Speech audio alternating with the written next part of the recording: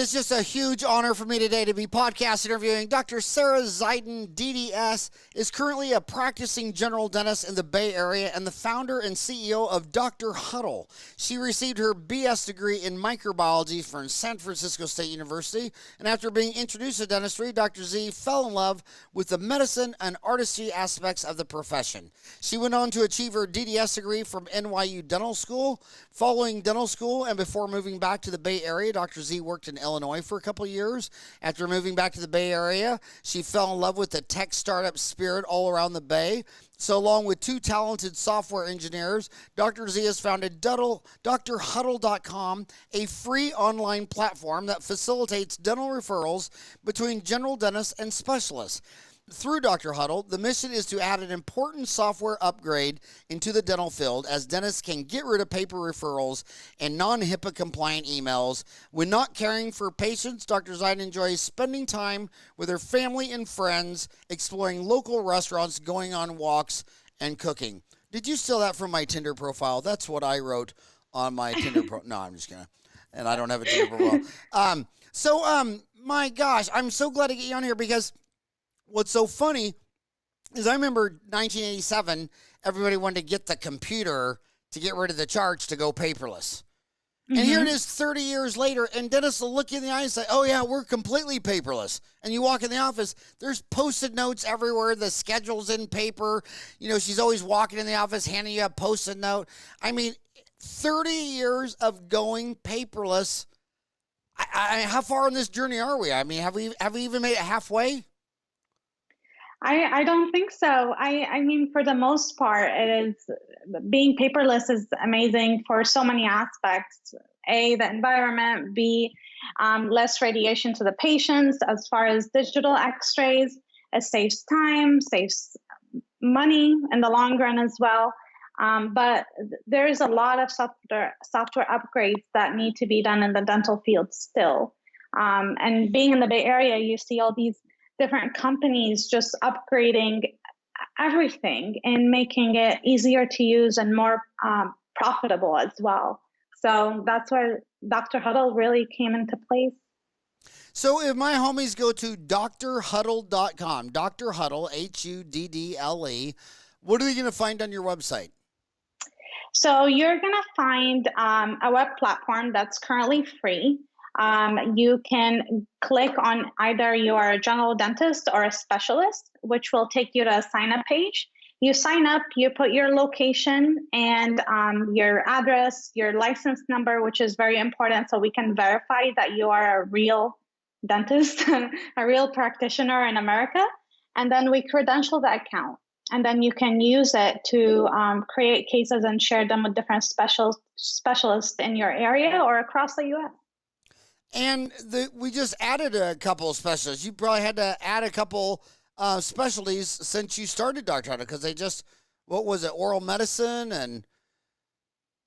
Yeah. How many specialties are you up to now? We added every specialty that we just obtained from feedback from specific users that we have right now that they told us, hey, I'm having trouble finding the specialist in my area. I can't get a hold of, an oral medicine doctor that would help me with my TMJ patient, whatever it may be. So through different feedback and through obviously the ADA's guidelines for different specialties, we were able to add more specialties on our sign-up page just to make it more concrete and to be able to really include every single specialty that the dental field has, which is quite a bit.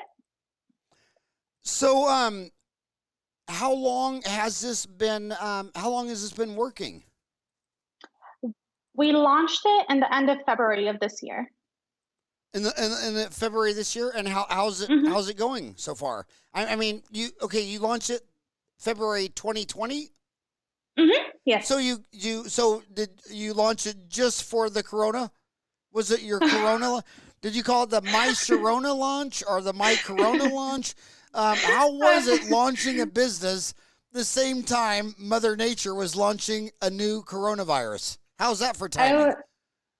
It's crazy. And, it was obviously a coincidence. No one would want to launch a business during these times. And we definitely took a break from contacting users and advertising, especially when everything was happening. Because I just felt like it was inappropriate while dentists are kind of worried about their livelihood and their offices to kind of contact them about, our startup.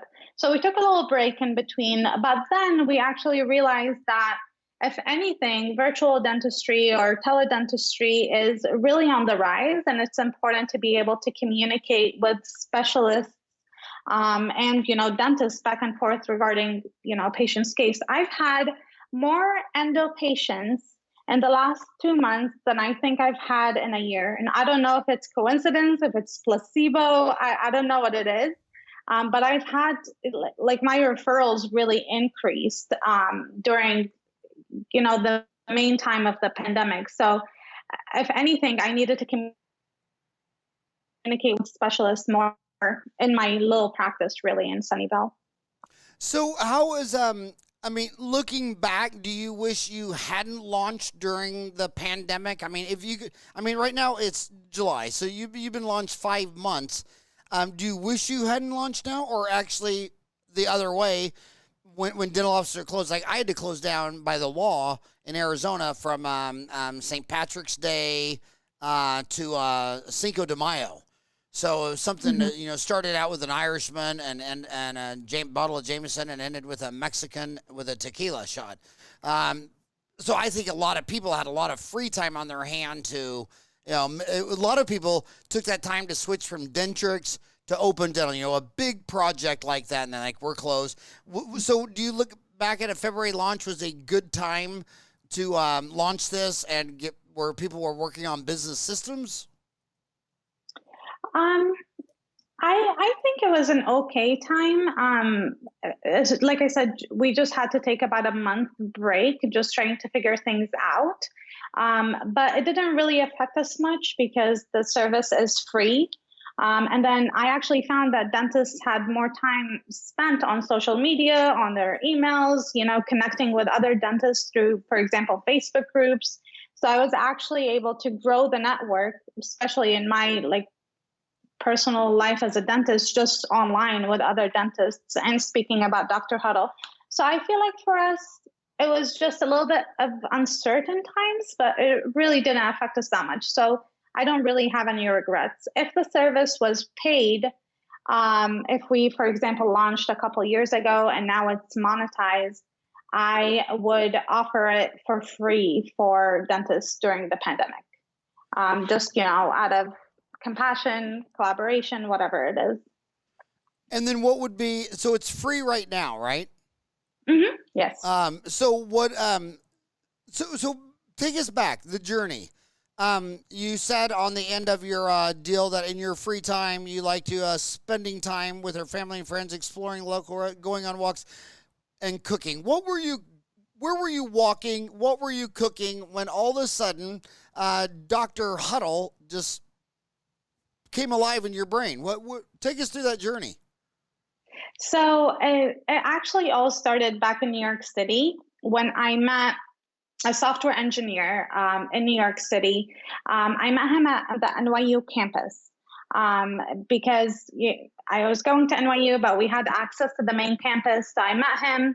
We started being friends, and he also introduced me to a different software engineer that's a friend of his for many years. And along with that, I also introduced him to another friend. It was just like our friendship grew, and the group grew as well. So DrHuddle really started, the main idea was inspired by a colleague of mine. He doesn't live in the United States, so he wasn't still able to be a part of DrHuddle. And he is, he's a busy guy working on his own things. So for the past 2 years, we've been really developing the website and making it as user-friendly as we can.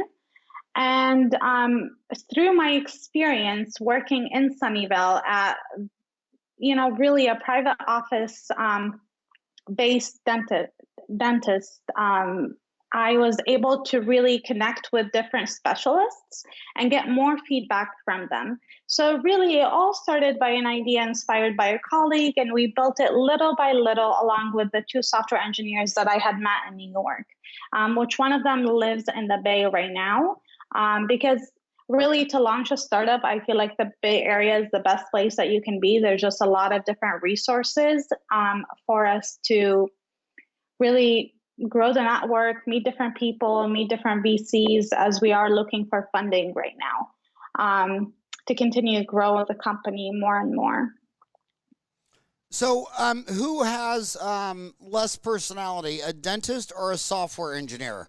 I heard a lot of software engineers became software engineers because they didn't have enough personality to become an accountant. Are these your most boring friends in the world, or are they okay?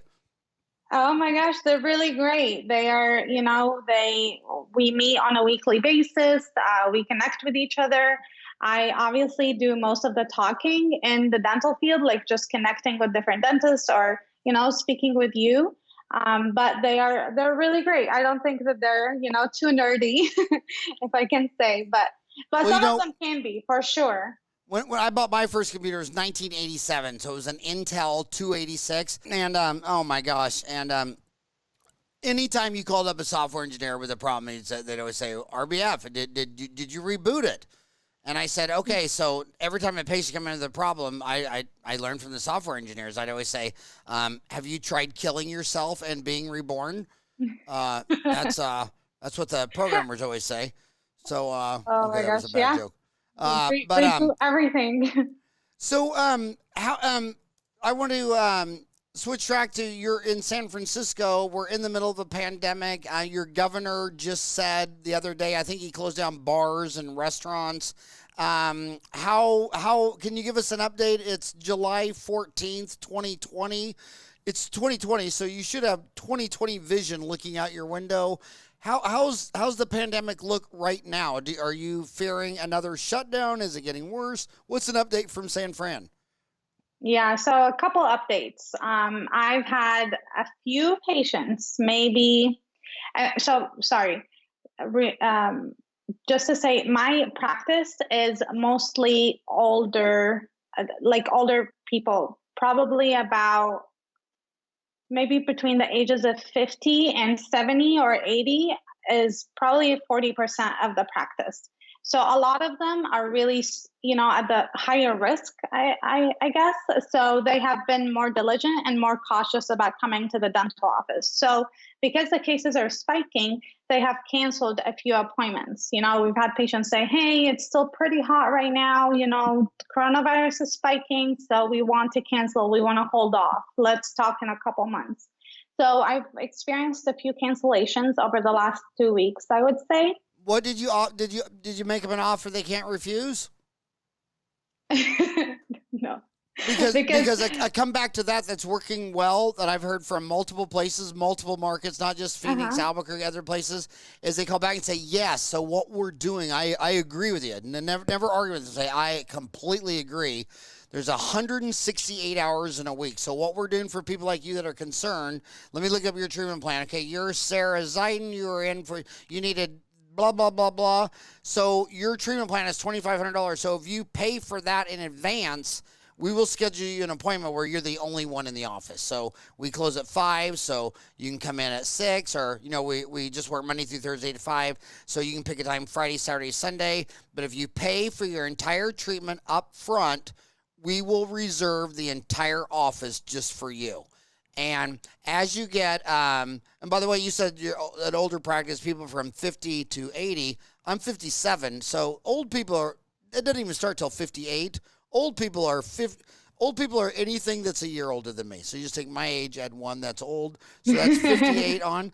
But as you get to 60, 70, 80, and their income scales from Social Security to an IRA to a lot of money, when they find out they can reserve the entire dental office just for the price of their treatment plan, just if it's paid in advance on full, it's a great close rate. So you ought to try that and see if that works. Absolutely. I'll definitely give that a try. I have no issue whatsoever. I've never heard of that before. So that's great. Totally. Well, but I'm Um, sorry to interrupt, but keep going. So you were giving us an update from San Fran. yeah. So, and then in my county, which is Santa Clara, the south part of the Bay, they opened hair salons and, personal care services for basically 48 hours. And then they were ordered to shut down again by the governor yesterday. So, I mean, that must be really, really How frustrating long were they for, open? for people. They were only open 48 2 days hours. for what? hmm People getting a haircut? Yeah. And so the county Huh. allowed them to open on Wednesday, and then the governor told them to close starting tomorrow. So So are they're you they're thinking? only open for 2 days. So are you thinking of just shaving your head like me, and then you'll never have to worry about all this hair stuff again? Well, thankfully, I have a lot of hair ties, so I don't have to do that. The weirdest thing for me is I don't know how I thought this, but I always thought Sacramento was kind of a rural area halfway down between San Fran and LA. But Sacramento, the capital of California, is actually north of San Fran. But you're down closer to San Jose. And that was hmm the greatest song ever growing up. Have You Found the Way to San Jose by Dionne Warwick. So what are you thinking? Are you thinking, I mean, you have some of the smartest people in the world or in Silicon Valley, and you know they're smart Absolutely. because they weren't born in America. And the fastest way you can decide if someone knows what the hell they're talking about is saying, "Were you born here in Kansas?" No, I'm from the other side of the world. Okay, you got my attention. What's going on? What do the smart people in Silicon Valley make of this pandemic right now? Do they think going into the fall, the coronavirus? I mean, obviously, no one can predict the future, but what are the smartest people in San Fran thinking where this is going for the rest of the year? I don't. I think that we're just wearing our masks as much as possible and just doing the best that we can. They are all on board with the guidelines, and they've been doing really, really good. But I think part of the thing is that it doesn't really affect them that much because a lot of them are in the tech industry and they're just working from home. And a lot of them are around probably my age. They don't really have kids yet. And if they do, they have a spouse that helps them out. So I don't think it really affects them that much. So they're on board. But um, recently I've heard from some people that they're worried that schools might not really reopen in the fall here. Um, and that must be really hard for someone who's working from home and their kids are there if they don't have enough space or help or whatever it may be. I But tried people homeschooling here are my. very diligent. I live with two of my grandchildren, and I tried homeschooling, but we had to fire the teacher because they were drinking on the job. The teacher, and so we had to fire that person. So how far are you from San Francisco by car? If you were to drive to San Francisco because you're in Sunnyvale, California, it's Mhm. kind of by San Jose. Is that the closest, or Cupertino, the head of Apple? How long of a drive is it to San Fran?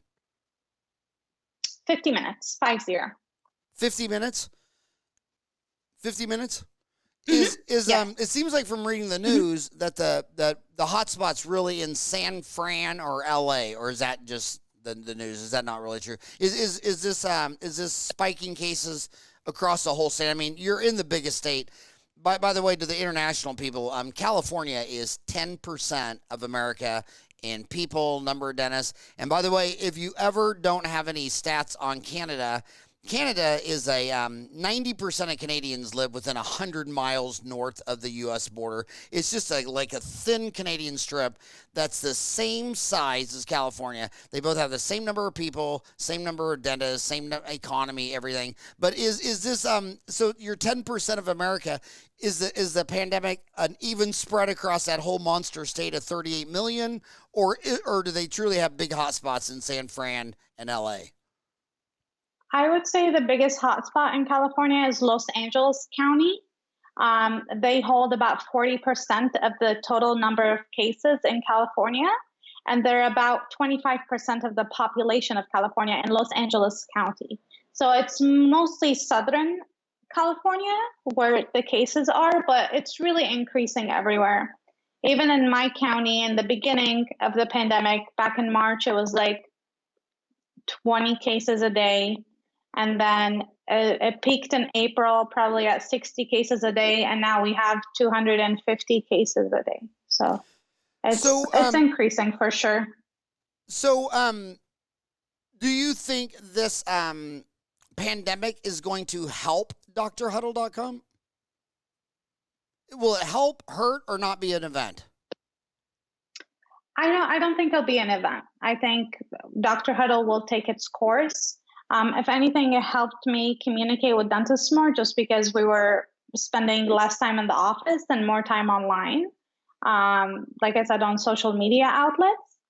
So I don't think it'll really be an event, anything that would really affect DrHuddle. Yeah, I don't think it'll really make a difference, especially because the website is completely free right now. And which what do you think's driving people to sign up for this? First of all, which specialty? Which when you're a general dentist, you know, dentistry is about 20% specialty, 80% general dentist. But when you go into medicine, it's more like half and half. Would you agree with that? Yes. So which so we're general dentists are 80-20, physicians are 50-50. Of the 80-20, who's driving this more? Is it more specialists saying, I need this, trying to get their general dentist to do it? Or is it more general dentists trying to do it and get their specialty? Where's it coming from? I think mainly it's coming from specialists trying to communicate better with the general dentist and trying to get a hold of the referrals. Basically, right now we give a paper to the patient and we rely on the patient to go make an appointment. In most cases, we rely on the patient to go make an appointment with a specialist. If that treatment is never done, or if that patient, you know, for some reason comes out of pain and it's not bothering him anymore, he's not going to go to the specialist. And if he doesn't get the treatment done, then the specialist does not, you know, gain the patient. And I don't really gain the restorative aspect of dentistry. For example, a root canal. If the root canal is never done, I'll never be able to get the crown.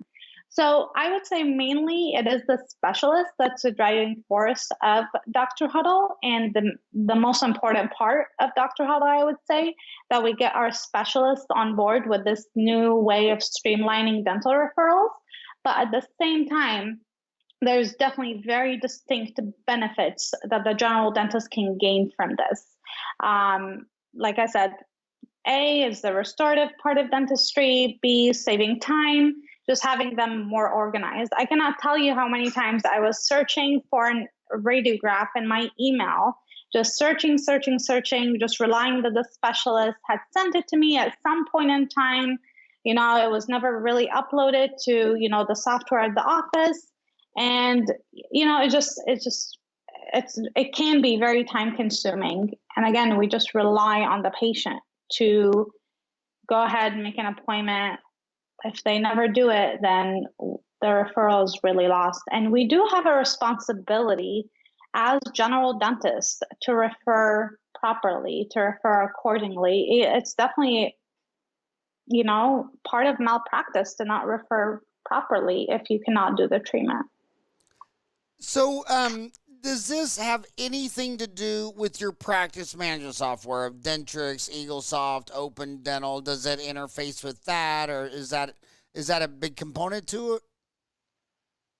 I mean, it definitely can be, and we would love to do a partnership, some form of integration, the software into, you know, Dentrix or EagleSoft or Open Dental, whatever it can be. I think it would be very beneficial. But again, we are just, you know, we just started 5 months ago. We're just trying really to get the word out to say, hey, our platform is free. It's very easy to sign up, very easy to use. And when the opportunities do come in, then we can, you know, discuss them as they come along. But more, we want to be a company that really listens to feedback from dentists as far as the integration, the website, any really form of feedback, even the business model. When the time comes, we want it to really be based on feedback, not what I think, not what my partners think. We want it to really be a joint effort in terms of surveys, feedback, whatever it may be, so we can make a decision regarding the business model. We want to be, like a malleable company that really changes as the community changes, as we get feedback. I think that's a very important aspect of any successful business, let alone, working with dentists. We can all be very particular. So when people start talking about HIPAA, do you think they're just being a hypochondriac, or is that get it? Hypochondriac. Okay, worst joke of the day. Yeah, hypochondriac. They're just scared of HIPAA. Is HIPAA? No, that's great. I'm going to use that. So when some dentist says, "Is this HIPAA compliant?" is your first words, "Hey, quit being a hypochondriac." I mean, you're a little. Are they being a hypochondriac, or is HIPAA? I mean, obviously they're the big bad wolf. I mean, because they're part of the government. I mean, anything to do with the government is a big bad wolf. I mean, I'm pretty sure if you read 5,000 years of human history, if you read all that and thought government was the good guy and you and your family were the bad guy, I think you actually read it exactly backwards. So is HIPAA, should we worry about HIPAA and be HIPAA compliant and all of that, or is it more, or is that just hype? Is that the big bad wolf that doesn't exist, or is that a serious thing that you really need to pay attention to? I mean, as a company, we have to pay attention to. It's not when you're doing everything right that you're rewarded. It's like if something really were to go wrong, then if we were to have a breach or something, then we could really be in trouble. So the first thing that we did was back in, after we built the website, I was meeting on a weekly basis back in December with a HIPAA compliance company. So they helped us make sure that we have all the policies, all the forms, guidelines, the website, every step of the way to make sure that we are HIPAA compliant. And we will be working with them on an annual basis, basically doing reviews, just making sure that we are doing things right. And if someone were to really ask me if this is HIPAA compliant, I will say absolutely yes, it's 100% HIPAA compliant. However, you sharing, different pictures or different radiographs on Facebook, or discussing it on a platform that's really not meant to discuss cases on, then that is actually a violation of HIPAA technically. And sharing radiographs and patient names, first name and last name on email, that's really not HIPAA compliant either. It needs to be like a specific website, like that includes different logins, not just regular email, basically. So that's why DrHuddle is such a great option, because not only is it going to keep all your referrals very organized, very easy to use, it is HIPAA compliant, so you don't really have to worry about an email getting lost or misplaced or whatever it may be. Just for our international viewers, I always forget to do this. I always read the comments in the YouTube section, just because we both are in this country. Explain to our international viewers, especially the ones down under, who are just about ready to fall off the earth into outer space. What is HIPAA? It's the Health Insurance Portability and Accountability Act of 1996. Explain to the international viewers what HIPAA is and what is it? So HIPAA just means that there are specific guidelines and policies that you as a healthcare provider need to respect and use and follow in order for you to make sure that whatever information you get from the patient, you are responsible and held accountable for that information, and you have to protect that information. If there is a breach in, meaning like if you were to lose that information or someone that is not allowed to got a hold of that information, then you will have to follow specific steps that that you'll have to really remediate these the breach. So it just means that whatever information you have, you are held accountable for and need to follow these guidelines. And if they ask you what is the difference between HIPAA and a HIPPO, what would you say? I say hippos are a lot cuter. Hippos are like, yeah, that's good. You want to hear my favorite Yeah. HIPAA joke? Yes. Besides hypochondriac, that was pretty great. Sorry, I can't tell you. Oh, Get it? HIPAA regulation. It's all about privacy. I want to tell you the HIPAA joke, but I can't due to HIPPO. Due to that's great. HIPAA the hippo. How's it going getting the word out? It is. Because if I was you, what I'd do is good. I'd go on the Dentistry Uncensored podcast. Have you heard of that podcast? Absolutely. So how are you getting the word out? What's worked well for you? Yeah, so I have just really been doing it myself, just contacting people through Facebook, Instagram, social media. I recently started on LinkedIn, which has been very good. I think the best outlet has really been Facebook, I would say. I've gotten the most response from there and the most like really excitement for our company. So I would say just social media, but however, we are looking for funding, something that would really help us have a marketing budget that is more than just me contacting dentists. So Okay, when let's the stop time there. comes, So you need funding. And, yes, and how much money are you looking for? How much would you like to get? Or is that ideally, yeah. I don't think it's confidential, but I'll tell you anyway. Ideally, we are looking for 500,000 in funding. Yeah, that's only half of a divorce. My divorce was 3.8 million. I could have funded 8 little projects like yours. Okay, so if you're looking for funding, so have you started looking for funding? Started. We are. I'm currently in the process of really perfecting the investors pitch that I would like, and I do have a few investors around the area interested in hearing. Okay, but I just need to be prepared. Okay, so anybody can write you a check for 500,000, right? Mm-hmm. But it'd be nice if the person who wrote you a check for 500,000 also knew something about your business, right? So I would, if I had a choice between $500,000 from Dionne Warwick because she wrote "Have you found the way to San Jose?" and you're near San Jose, versus 500,000 from a dentist, I'd take the dentist money. And you know who's the biggest VC investors, and they're right in your backyard? Who? Delta Dental of California. Have you talked to them? No, not yet. But I'll have to reach out. Well, yeah. When you get your pitch down, I would just go right there. They're in the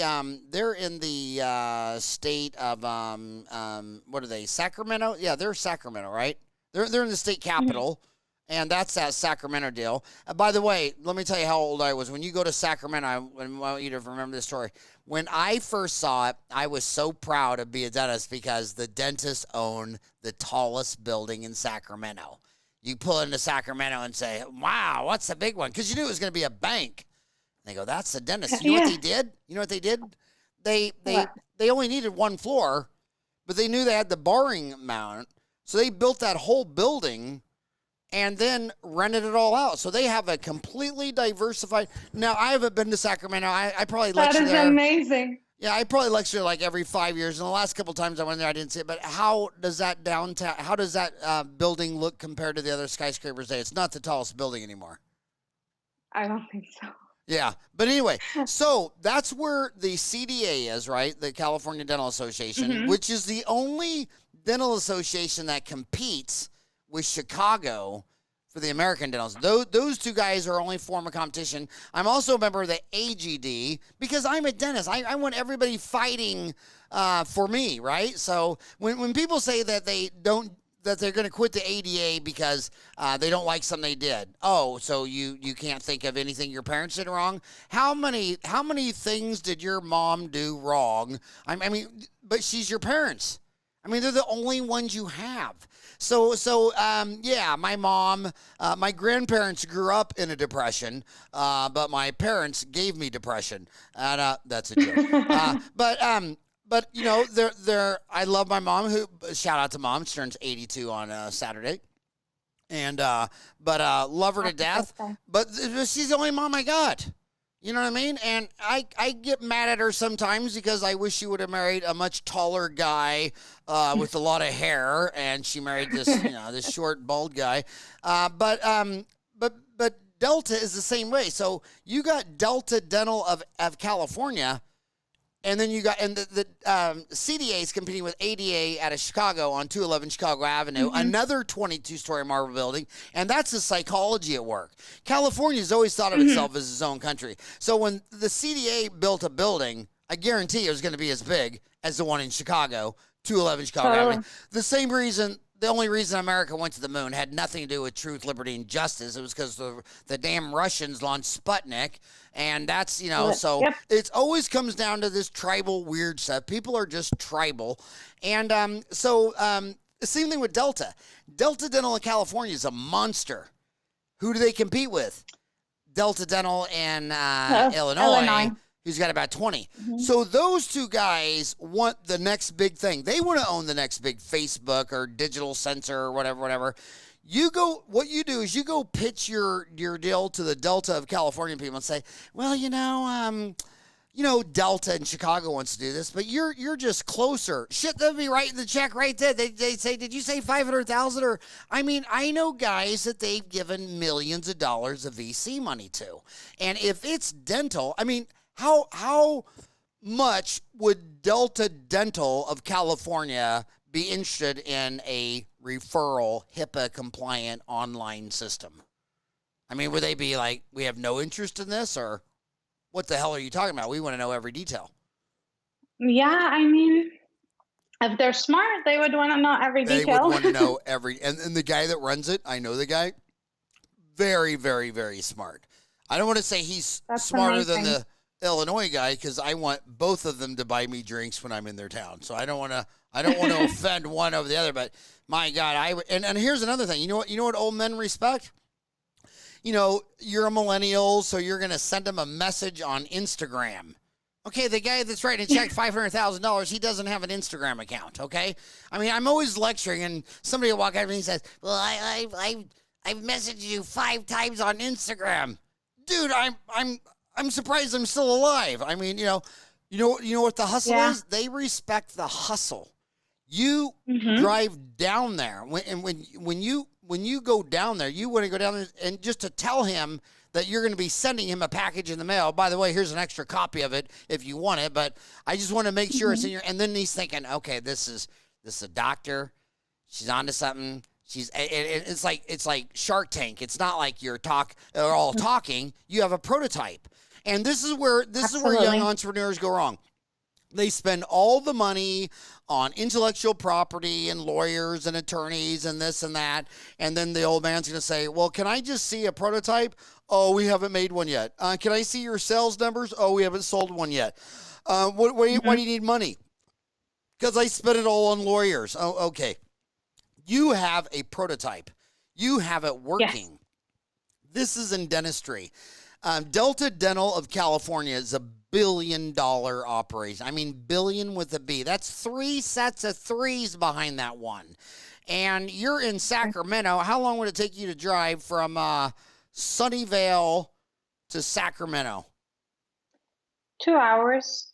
Yeah. Totally doable. So it's about a 6-pack drive. So just get yourself a 6-pack. 2 hours later, you'll be pulling up into Sacramento.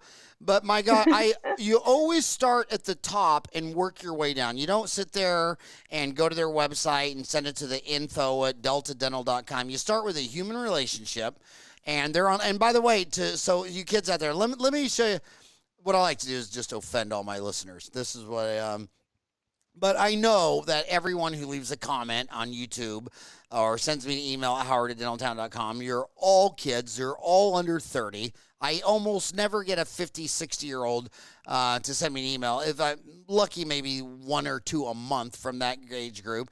And on social media, I got 40-some thousand people following me on LinkedIn. Those are all the people that own the dental companies, that own the dental insurance. That's where all the money is on dentistry on LinkedIn, not on Instagram or Snapchat or whatever the hell they're on now. And the reason Facebook is dying is because it's the little kids fly the nest. I mean, you want your kids to fly the nest. You don't want your kid to still be at home. In fact, well, I learned something very valuable. I love the home, so I just kept the home. Well, all 4 of the boys still had their own bedroom. So just when I thought the last one was moving out, another one said, I'm moving back in. And older dentists kept saying, dude, you can't have their same. I mean, it looks like he just left his bedroom. And so I always said the next time the last one moves out and they're all gone at one time, I'm just going to burn the house down or sell it. And so I sold it. And but basically, I mean, my God, go down there, press the flesh, act like you're running for mayor. Go in there, look them in the eyes. They're not on Instagram. They're not on Snap Flash or Snap Crack or whatever the hell it is. And you tell them it's like in war. So in that movie, in war movies, what was that one with Patton where this big scene in the movie was true. It was in his book where when Rommel made that cut through North Africa. And he said, I knew it, Rommel. I read your book. I mean, it went far beyond book. Patton wanted his childhood house, Rommel's house built, every book that he would have been exposed to. And Patton and those guys are saying, okay, Rommel's the guy. I want to read everything he's read. And so when you walk in that sales pitch, you're not Sarah. You're not Sarah Smile from Hall & Oates. Well, there's only 2 Sarahs. There's Sarah from Hall & Oates, and there's Sarah. Do you know the other band? No. Jefferson Starship. Did you ever listen to that, Sarah? Which one do you like better, Sarah from Hall & Oates or Sarah from Jefferson Starship? I have no idea. Oh, my gosh. So in my 32 years as a dentist, every little girl like you that comes in and there's Sarah, I say, okay, did your mom, did she name you after Jefferson Starship, Sarah, or Hall & Oates? And it's about a 50-50. Those are the 2 rocking the songs. So where did your Sarah come from? My grandma. So it's a family name. Okay, so it's a family name. Well, when you name your daughter, if you ever have a daughter named her Sarah, you could name it from your granddaughter or Hall & Oates or Jefferson Starship. But you need to become that Delta CEO, and you need to be sitting there and thinking. In fact, that's what I would do. I'd start a thread on Dental Town and say, hey, I'm going to go pitch this to Delta Dental because I need $500,000 of venture capital money. And because that alone, one specialist might demo and say, shit, I'll give you the $500,000. So now you're already done. Yeah. And if they're not, then you get to hear what you started with, which was so poetic, where you said it's a work in process, and you want feedback, you want to listen to your customers. So when you're asking, and you're to get a bunch of other dentists to tell you everything they don't like about it is good. Now, most people, because we're social animals, they think that's just horrible. In social media, you'll see across Facebook, Google, Twitter, LinkedIn, all of them, that 90% of the people don't post any original contests. Only 10% engage. So only 1% flies above the radar and says something. 9% engage, LOL, yes, no, I disagree. 90% say nothing. So the narrative is controlled by whoever climbs up on the top of the mountain and yells the loudest. Maybe 10%, the next 9% will engage. You'll never hear from 90%. So you might have a conversation. You think you're having a conversation with 10 people, but you got to times it times 10. There's 100 silent lurkers just lurking across social media, and they're genius because where you were born, the time, your age, being in California instead of Alaska or Kansas or Miami, you don't know what the market's saying. The market's huge. It's almost 8 billion people with 2 million dentists. So when one dentist tells you, well, I know for a fact every dentist on earth would want this. Really? 2 million dentists? 2 million dentists can't even agree that today is Tuesday. But you think 2 million dentists all want this. You don't know your market, you know what I mean? So I would go to the market. I would ask them to demo it. You're not even charging them. It's free. You're young, so you're going to get the help card. So older people are like, I want to help the next generation. But you walk into Delta Dental, they got $1 billion, and I guarantee you, if he's even remotely interested, then you better need to know your rebuttal because he's going to either buy it out hand. He might say, I'll invest. I don't want to invest. I'll buy it, but I don't want to invest in it. Or Or even better, if he tells you why he won't invest in it, then you can decide, well, can I fix that? And then if he doesn't like that at Delta CDA, then hell, you can just go to Delta Chicago. And if he catches wind that you're talking to Delta Chicago, then he's probably going to freak out and turn around, and because it's more important that the United States landed on the moon just because Soviet Union launched a satellite that didn't even weigh as much as a go-kart. You know what I mean? Somebody threw a go-kart around the world, and we ended up having to put 12 people had to step on the moon to show them damn Russians that our space junk was better than their space junk. So then what's the next? What could my homies do? You probably want them to just demo it. So you ought to start a thread on Dentaltown. You ought to start a thread because we're talking to homies and they need to go someplace to go. Because if they need to be able to search for DrHuddle.com and find it. And then you can sit there and say, hey, I just did a podcast with Howard, and he wants me to start a thread. And you can start a thread on your own deal, but on Dentaltown, you're not allowed to spam. So if you're going to start a thread on your own product, you only get to start one thread on your product, right? And then you could say, this is a free demo. I'm not charging you anything, and it's free, right? How long will it be free? At least until this pandemic is over. So for at least another year, I would say. Well, then that's why you need 500,000. How do you make money giving out free? We don't right now. Right now, we just want to help the community and help dentists. That's all that we want to do. Oh, but in you're the so future, adorable. You have a big heart, but you need 500,000 because it's free. You can't do that. We need 500,000 to help market the product.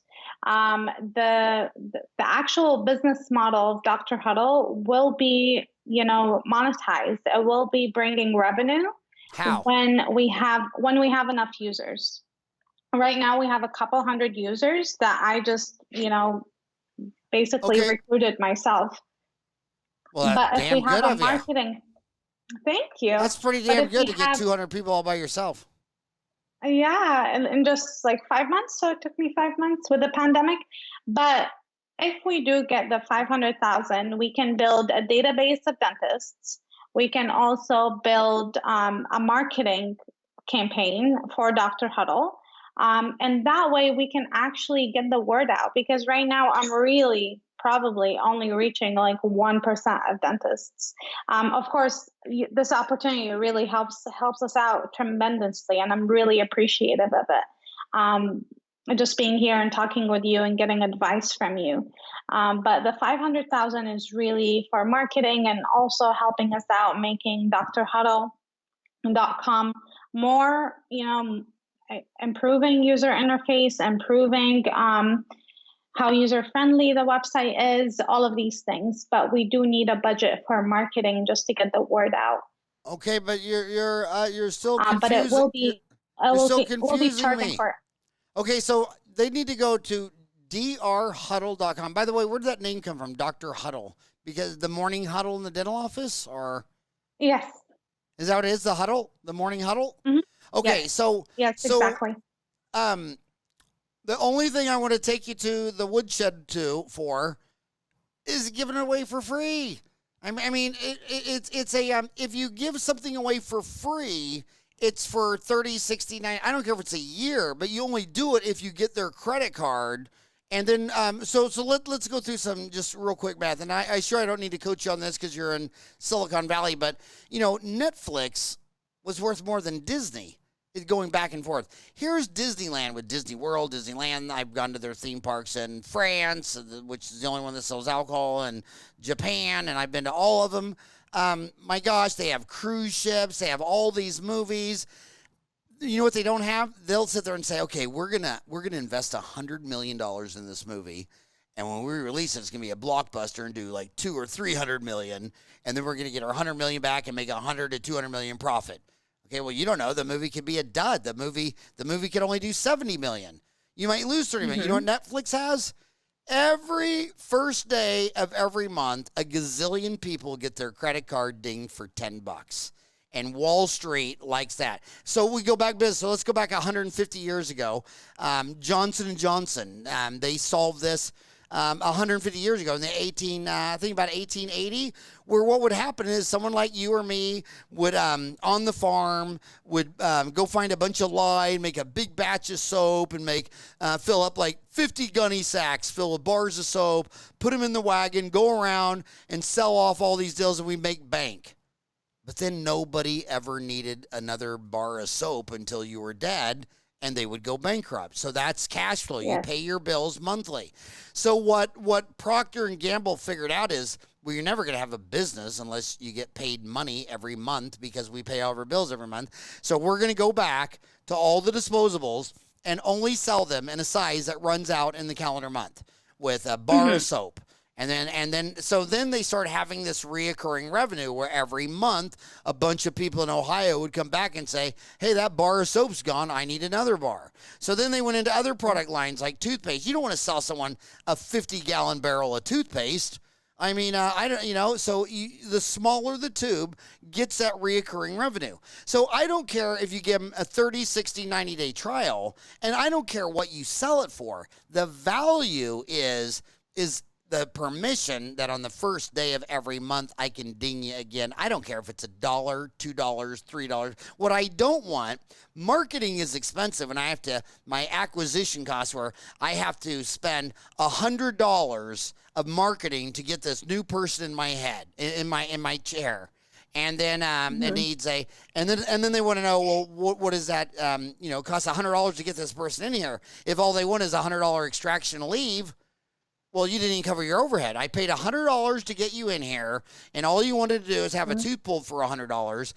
By the way, which is the best marketing there is. I mean, there's an entire DSO built on one ad, and that is, it's the, what's the denture clinic one? What's the denture smiles, denture clinic?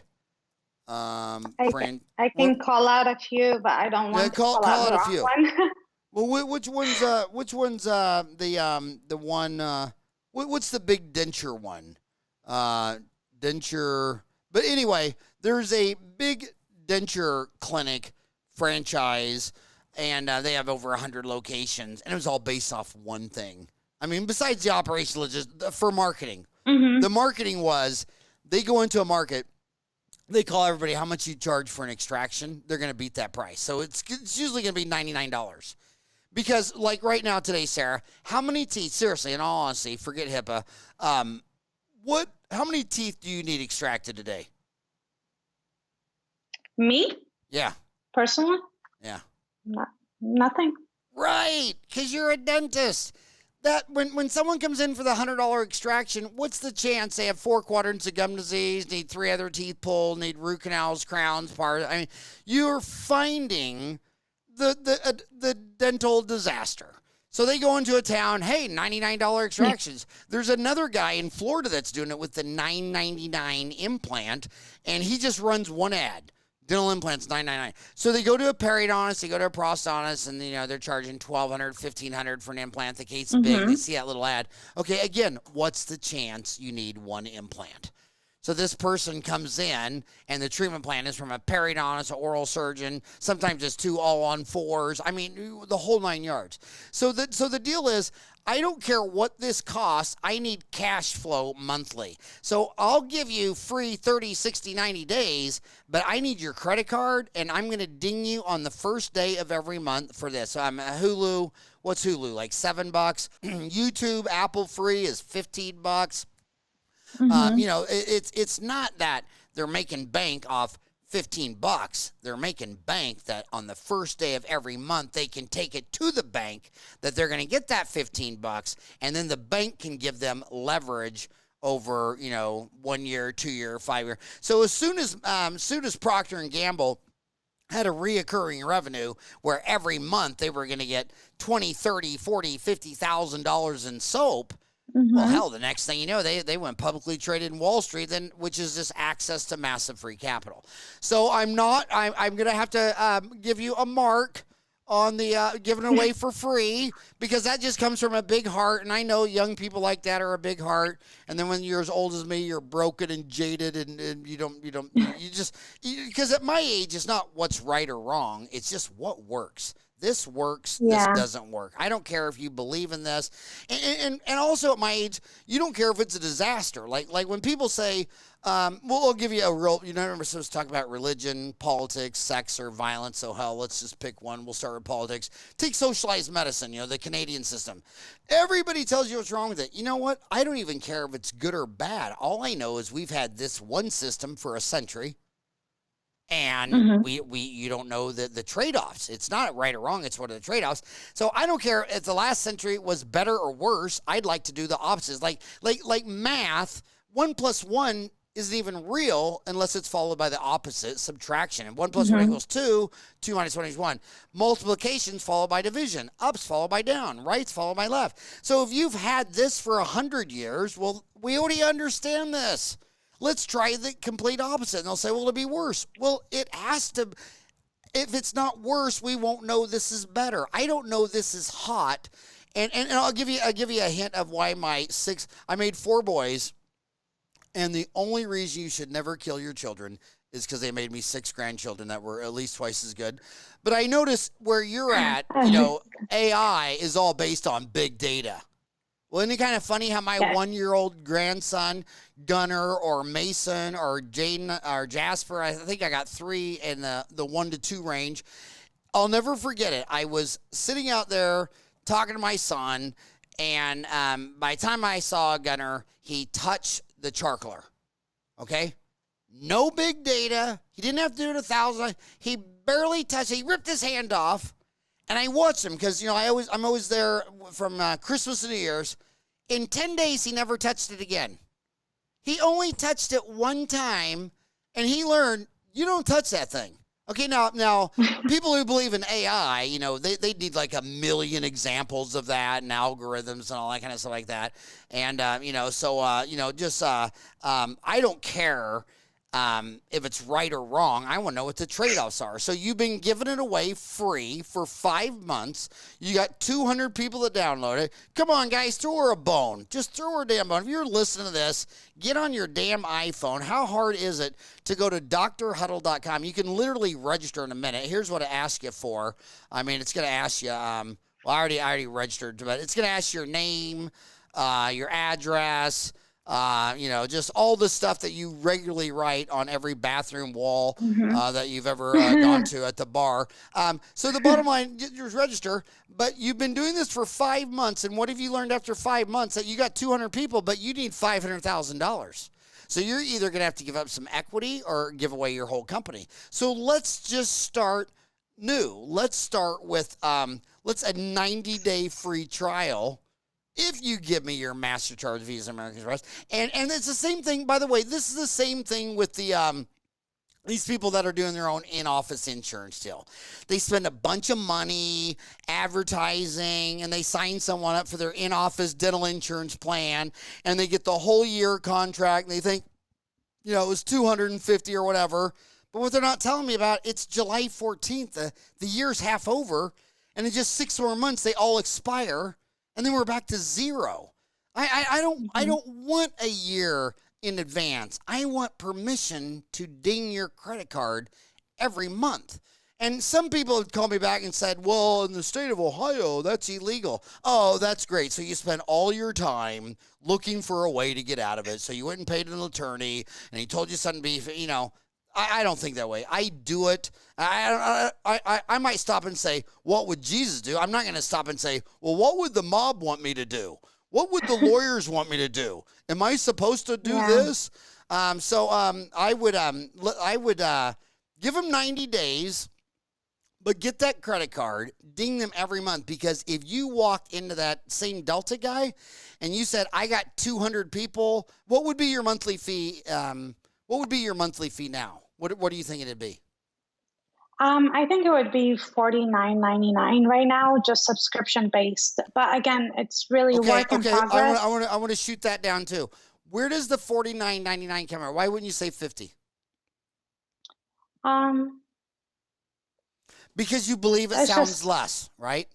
yeah, sure. And it doesn't, and it's more complicated. You know where that came from?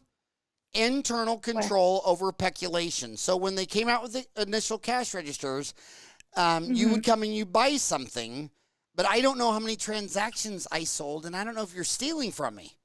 So they wouldn't charge $1. They charged 99 cents. They'd bust open 2 rolls of nickels, 50 each, and they'd start the day. Sarah shows up to work, and they know I got 100 pennies in here, and everything's charged Mm-hmm. 99 cents. So at the end of the day, I come back, and my 100 pennies is now 80. I know you've sold 20 transactions.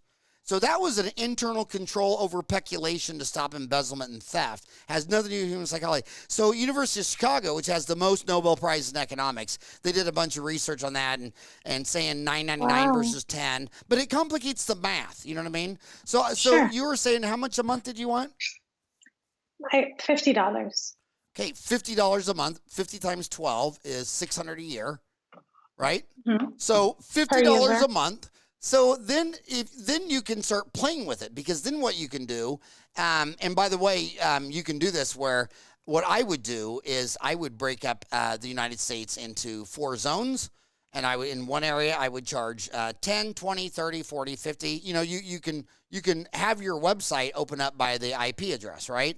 So Mm-hmm. even if you just broke it into half, well, I do California, the South, the Northeast, the Midwest, 2, 3, 4 zones. And then I would Sure. then you could charge, 30, 40, 50, 60. Now you have data to come back and say, well, at Mm-hmm. 20, we had 3 times many user and it works better at 20. Yeah. So then what's your next plan? Are you getting mad at me that every time you tell me your idea, I'm telling you everything that I think's wrong with it? No, absolutely not. I love the advice, and it's honest to God, like it is work in progress. Like this number is interchangeable, really, and we have different business models that we are researching and trying to pick the best ones. And honestly, like they will probably change in the future. This number came from, again, just different feedback that I've gathered from dentists. Um, Again, it's just really work in progress. However, I would like to mention that we are also working. So the referral system is really the core of DrHuddle right now. It is The the what? MVP, the core of DrHuddle. Okay. So it's the most important aspect of DrHuddle. However, I do realize, or us as a team, we do see that there are also other opportunities to build on DrHuddle and add more and more benefits to dentists. And for that, the business model will be changing. I think the dental field needs a really good dental hiring platform, which is something that we are working on. It is way too expensive to recruit for dentists. If it is a website that is online, it is too expensive. I've also gotten that feedback from different colleagues that I've communicated with regarding this issue.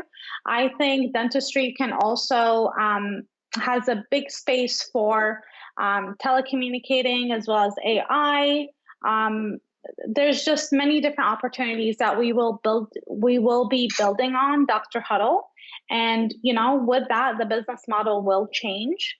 I also wanted to say that DrHuddle we're not collecting, subscription rates right now, because we just launched 5 months ago. For example, Hulu did not monetize their service until probably 5 years into it. Like if you were to go back and look at their history, they never charged a subscription. They were just, living off of advertisement, just maintaining their website, their company, until they were able to actually compete with Netflix. Amazon was not profitable for the first 7 years, until they were actually starting to make a profit.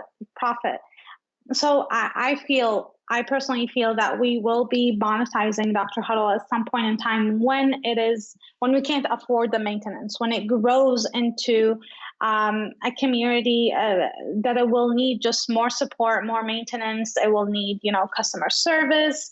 It will need more software. support. It will need, someone that we can hire for user interface experiences. We will need more lawyers. We will need an office space. Lawyers. We'll need feed all the of these lawyers. things. If everyone quit feeding the lawyers, they'd go somewhere else. They are so expensive here in the Bay. I spoke to someone actually with DrHuddle in mind, and his fees were really, really high. It's more than a dentist would charge on an hourly rate. And I said, I don't know. I don't know if I feel good spending this money. So we didn't. You know why there's so many lawyers? Why? Because it's illegal to kill them. That's the only reason. I can't believe we already passed the hour, but do this. Give Sarah a break. Come on. You just graduated 2 years ago, right? 3 years ago, yes. You were class of 2017? Yes, NYU. So how do someone listening to this that wants to tell you feedback or comments, should they just go to drhuddle.com? Is there a place to leave a message, or should they email you? What's how do they give you their feedback?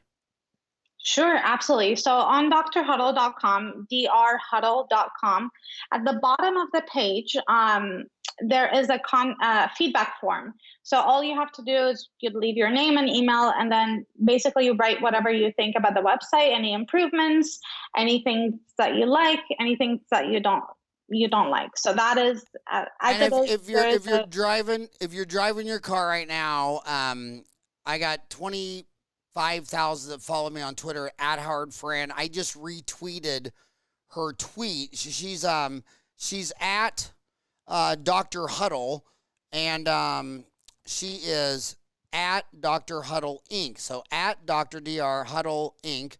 So I just retweeted that to my my homies, and so if you want to know that, I'm at Howard Fran, or if you're on YouTube, leave a message in the comments, and then you'll start a thread on this on Dental Town. So on Dental Town, hopefully if you just put in Dr. Huddle. Is it Dr. Huddle? Yeah, her Twitter's Dr. Huddle Inc., but her website is just Dr. Huddle. Give her the feedback. I can't believe we went over an hour talking to you. That was the fastest hour I've ever listened to in my life. I want to talk about one other subject real quick. I'm always so impressed at people that can pick up and leave their tribe, their native language, their native food, their native everything, and go to another country. I mean, I was stressed growing up in Kansas, just crossing into Nebraska to go to Creighton, and then it was even stressed again crossing another state line into Missouri to come back, and then I meet people who came here all the way from Asia. I mean, you were born in Jordan? Yes, correct. I was born and raised in Jordan. I read in your bio that you were in Jordan, but you thought Michael Jordan and Air Jordan was better, so you traded up Jordan to Michael Jordan? Is that what happened, or somewhat close? Michael Jordan is the best basketball player ever. And if I were to say otherwise, my partner would get mad at me. So we do love Michael Jordan around here. So it was definitely, to say the least, it was definitely an experience. I came here when I was 17, and then, a month later, I had to start my senior year of high school. So it was definitely a challenge. It was hard to, make friends and kind of get in the right environment, but I was very excited to be here. I'm very grateful to be here. With all the things that it can improve on, this country is really amazing. And I'm very appreciative to be part of it. And really it's making my dreams come true. Part of it is to live in New York City, be a dentist, and now to start a startup in the Bay Area. Really, I would have only dreamt of these things if I were still in Jordan. So, this is a country. But why did you leave Jordan? Were you coming for your mom? Were you coming for boarding school? What made you leave Jordan? So we left Jordan because my uncle was here. My mom's sister was here too. My aunt, and my parents just wanted us to get an education from America. It was a hard move for them, for sure. But at the same time, basically we moved here to get an education from an American university, because my dad has always felt and thought that if you were to get, a degree from the United States, then you will be set for life and can work anywhere in the world, really. I was there that was his logic. I was there a couple months ago. Where? Jordan. I've lectured in 50 countries, and I don't like to. I'm not going to go all the way to lecture somewhere and not see several. Like when I got invited to speak in Cambodia, I said, well, I'm not going to fly all the way to Cambodia. You got to at least hit me up with your neighbor. So I like to do. So I think on that one I did. I like to do 2 or 3 countries, but Jordan, Amman. If you're lecturing in Jerusalem, but I've always thought, and my 4 boys are 30, 28, 26, 24, and sometimes they hear me and they say, "No, Dad, I'm 20." It's like, look, you're either all odd or all even numbers. I can't remember the odd, the even. What do you want me to do? Tell everybody how many months you are? But the bottom line is, they look back and they say, "Here's their college experience. And here's their traveling with Dad to 50 countries." They say they learn more going to 50 countries.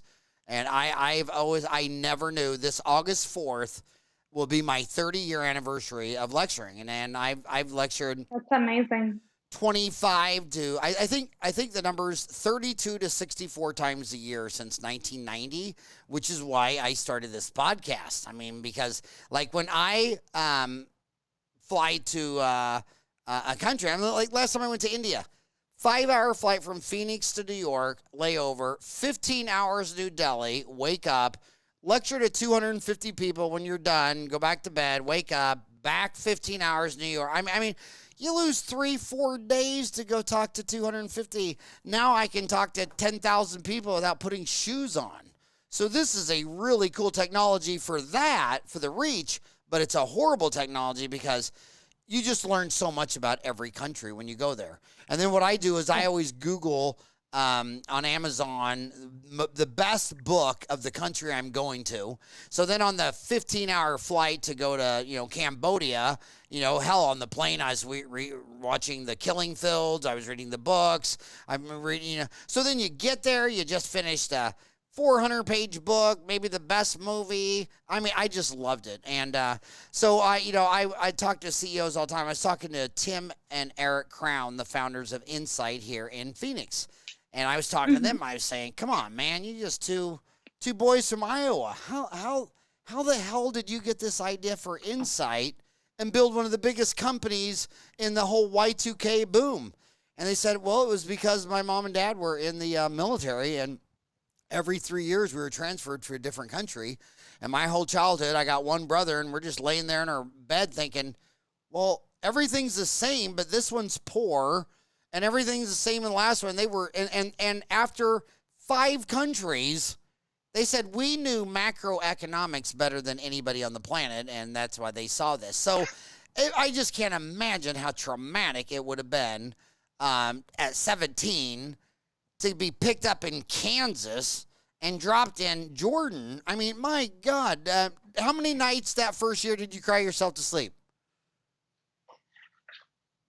I don't know, maybe a couple. Really? I don't quite remember. Like that?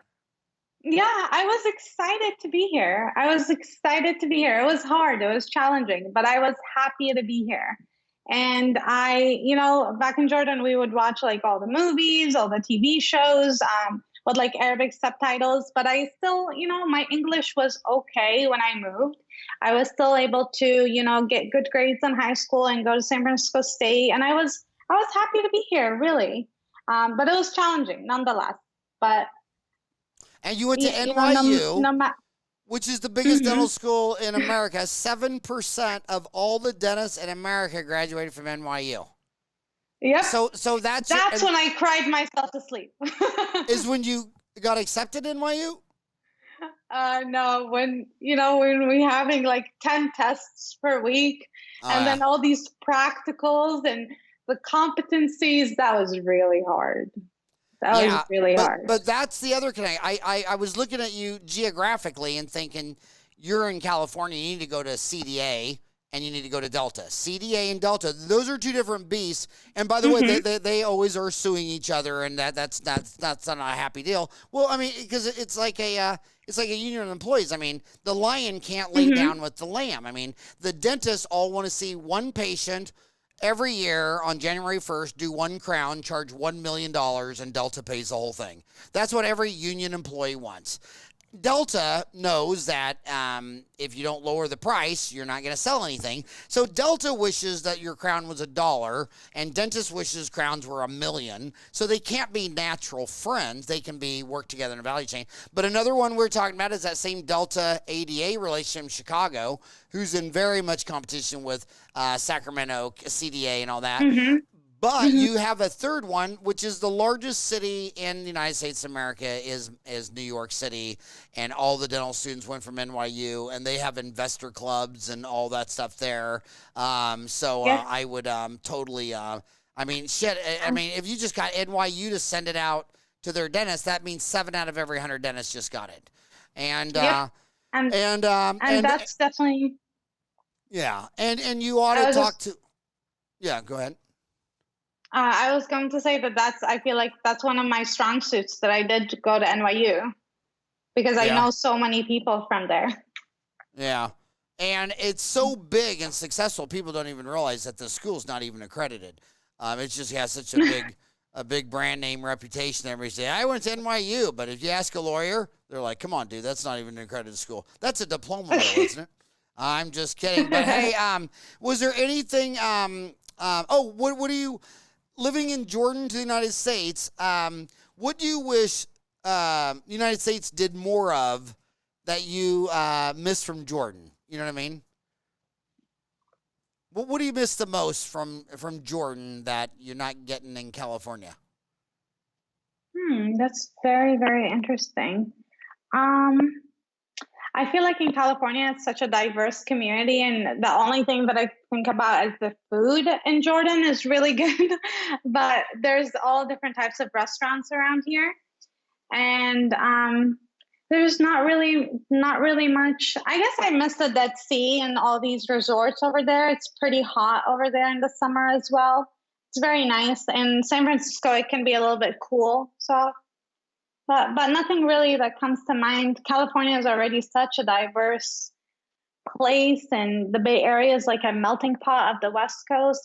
It's really pretty phenomenal that you're okay. You feel at home, especially after 13 years of being here. I've been here for 13 years. So.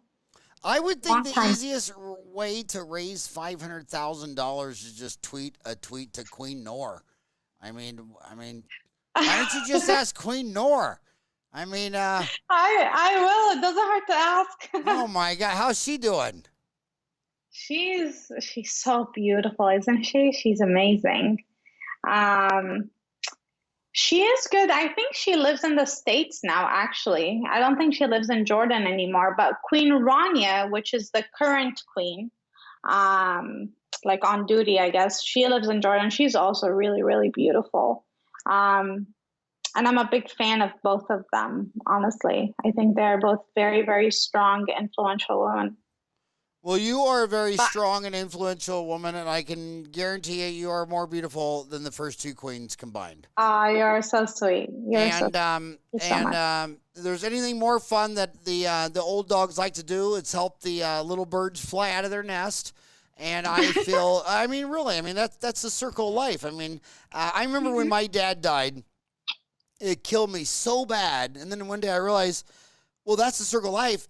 What are your 4 boys going to think when you die? Why am I thinking of like that? Why do I feel this way when my dad's gone? So will my boys feel that way when I'm gone? So when my dad died, I started to realize that, oh, you're having a pity party with the world's smallest violin because you're missing your dad. Well, dad's gone. Now you need to turn around, quit thinking about your dad, and start looking at those 4 boys and saying, what did your dad do for you that made you cry at his funeral? And what do you need to do, for your... And so if you're a 60-year-old dentist, it's not about you anymore. It's about the COVID class of 2020 that just graduated during a pandemic, and that should be your first concern. I mean, 20 years of Dental Town, we've always had free classified ads, and we've always had about 5,000 ads of old dentists like me looking for an associate with about 1,000 practices for sale. Now it's 2,000 practices for sale, and there's only 1,000 ads. And then these dentists are telling me about what their happened to their retirement pension or their patient practice or and I'm like, shut up, you're 60, dude. I mean, you got diabetes. You should be worried about your diabetes and your erectile dysfunction. Not that, you should be worried about your class of 2020. And so old people, when they start to figure out what's going on, look at Queen Noor, King Hussein, he's been dead 20 years. So it's no longer about us. It's about helping the next generation fly out of the nest. And that's what you're trying to do. You're 3 years out of school and you're out there in the nest and you're flopping your wings. And I just want to make sure that when you jump out, you'll land on Delta Dental of California, CDA. I just want you to jump out and have the right person catch you at the very bottom. Mm-hmm. And if you got any advice for this young lady, please go to DrHuddle.com, or you can, what's the email to Dr. Huddle? It can be support at DrHuddle.com or... Mm-hmm. Okay, so support at DrHuddle.com. The best support. Well, actually, you can't even support her because she's not charging you. She's so damn young. She's giving away for free. So we gotta change your mind. If you think she should charge for this, send her an email, support at DrHuddle.com, and the conversation will continue on dentaltown.com. Sarah, thank you so much for coming on the show today. It was just an honor to podcast interview you. Amazing. Thank you so much. I appreciate your advice more than you know. Absolutely. It's an honor for me. All right, well, I'm gonna keep helping you every step of the way. When you're ready for the next step, my email is howard@dentaltown.com. Just tell me what you need, and I'll be there with bells on my feet. Amazing. Thank you so much. All right, have a great day.